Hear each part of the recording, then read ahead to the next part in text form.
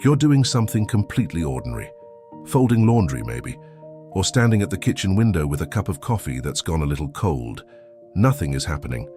The day is quiet in that specific way that used to feel peaceful and now just feels like a reminder of what's missing.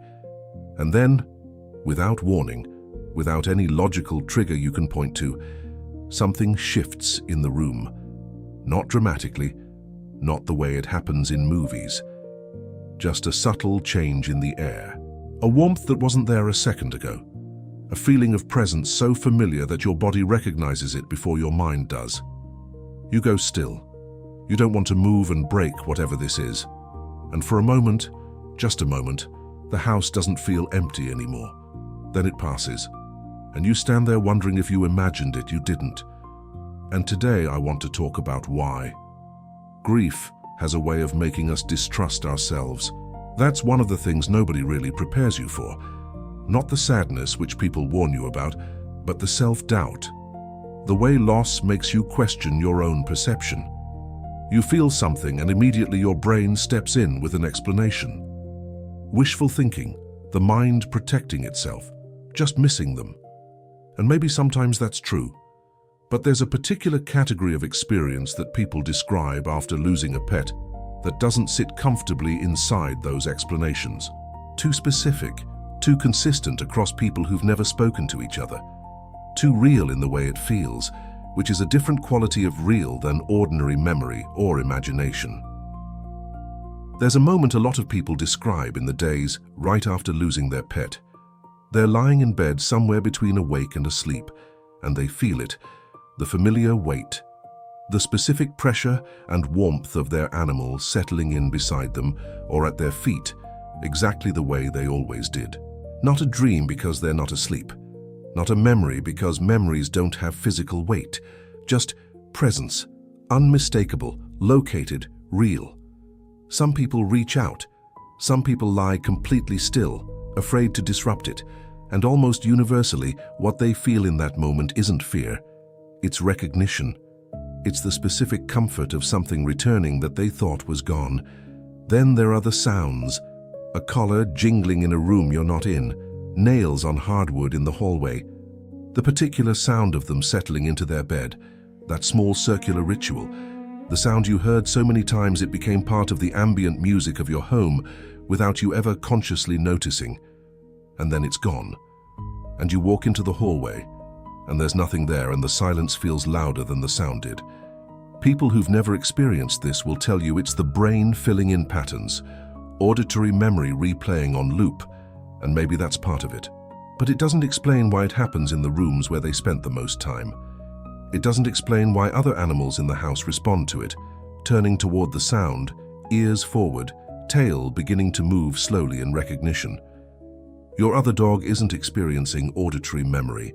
He's responding to something present. Smell is the one that undoes people the most completely. And I understand why. Scent bypasses every rational filter we have. It goes straight to the oldest part of the brain, the part that doesn't negotiate with logic. 1 second you're fine, functional, moving through the day, and then their smell is just there. Not a faint suggestion of it, not the smell of their blanket or their bed. Them. Their specific, unmistakable, completely individual scent, present in the air in front of you with no source and no explanation. It lasts seconds, and then it's gone. And you're standing in the middle of your kitchen, with your hand over your mouth because that was real and you know it was real, and you don't know what to do with that knowledge. Other animals notice things we don't. That's not a spiritual claim. That's just biology. Dogs can hear frequencies we can't.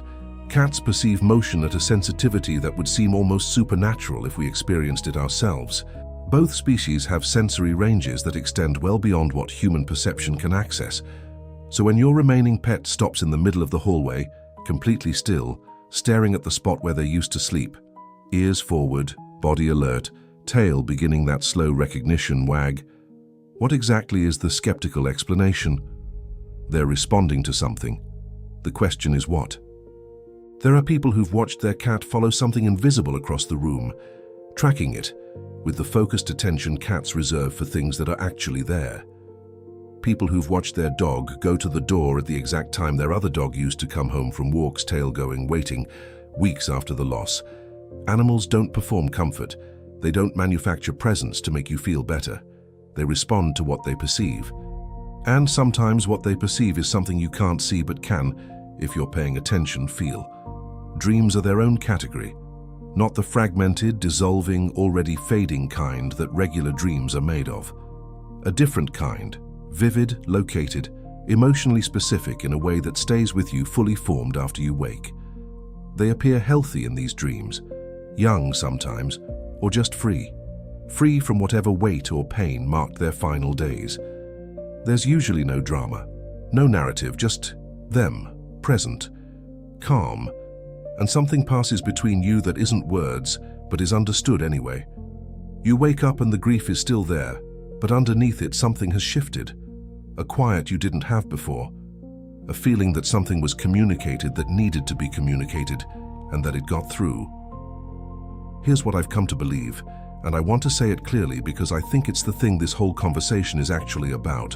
The bond you built with your pet, the years of mornings, the routines, the 1,000 small moments of contact and comfort and mutual recognition.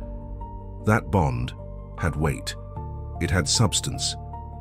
It shaped the way your nervous system works, the way your home feels, the way you move through an ordinary day.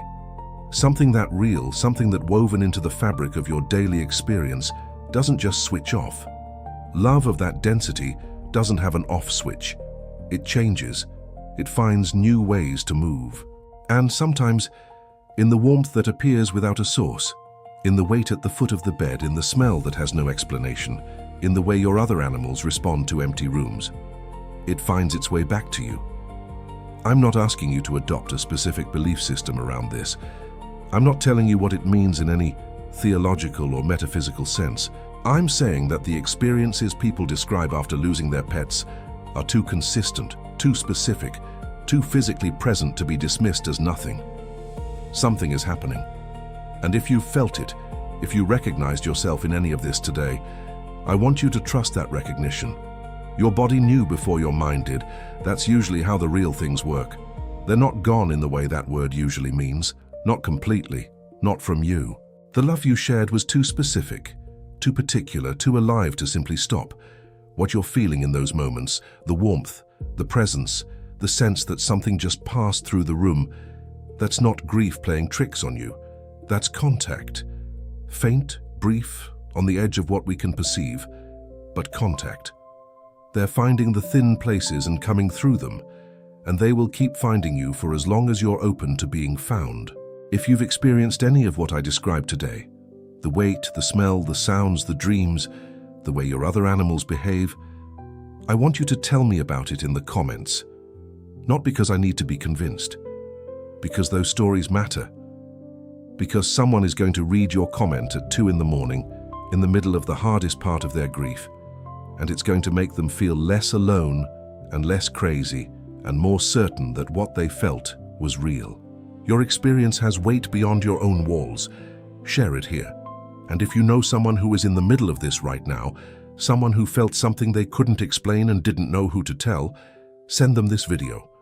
That might be the whole reason you found it today, so it could get to them through you, like this if it reached you. Subscribe if you want to stay. This community is built for exactly this. The things that are hard to say out loud, said out loud, together.